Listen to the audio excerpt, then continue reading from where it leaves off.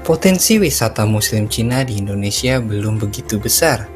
Roy Wong, Direktur Utama Muslim Tour Cina, mengatakan Malaysia masih menjadi negara yang paling antusias terhadap wisata Muslim Cina. Roy mengaku hal ini dikarenakan pernah terjadinya hubungan yang tidak harmonis antara masyarakat keturunan Tionghoa dan pribumi di masa lalu. Cukup beda sama kalau kita bilang sama Malaysia.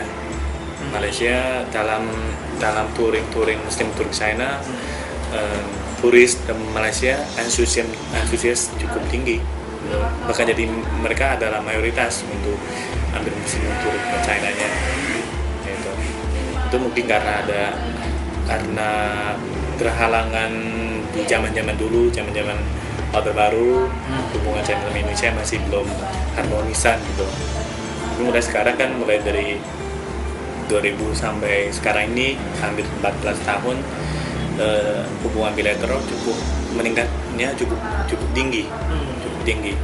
Kalau kita lihat dari sisi pemerintahannya, misalnya dari pemerintah Indonesia sudah mendirikan Indonesia Street di Shanghai untuk memamerkan budaya Indonesianya.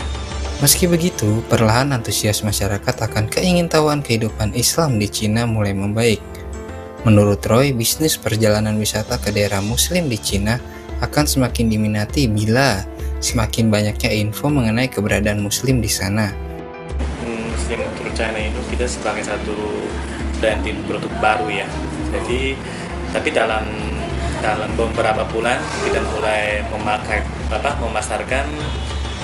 Cukup penasaran dari masyarakat umum. Mereka ingin cari tahu sebenarnya Islam di sana seperti apa, orang-orang Muslim di sana hidupnya bagaimana. Cukup membuat penasaran untuk mereka untuk cari tahu, menggalikan. Untuk pasar dari perjalanan wisata Muslim di Cina masih kepada masyarakat Muslim di Indonesia. Akan tetapi menurut Roy, perjalanan wisata ini tak tertutup juga untuk yang non-Muslim. Kita emang desain untuk produk ini lebih nyaman untuk saudara-saudara Muslim, lebih nyaman traveling ke sana. Jadi tujuan utamanya tentu orang Muslimnya. Gitu. Tapi di luar, maksudnya untuk non-Muslim